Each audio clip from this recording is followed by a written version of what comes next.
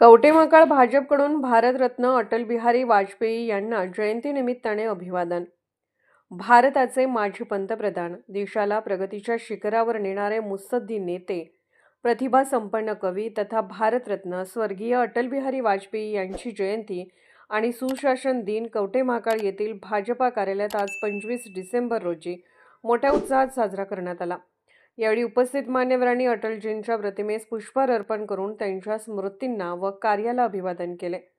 भारतरत्न अटल बिहारी वाजपेयी यांनी पक्ष, सत्ता यांच्या वादात न अडकता देशाचा विकास व्हायला हवा या विचाराने आपले आयुष्य देशासाठी समर्पित केले.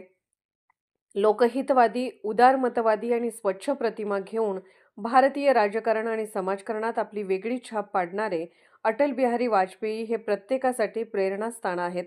अटलजींनी पारदर्शक, उत्तरदायी आणि लोकाभिमुख प्रशासनाचा दिलेला संदेश आजही प्रेरणादायी आहे, असे अनमोल विचार मान्यवरांनी त्यांना अभिवादन करताना व्यक्त केले.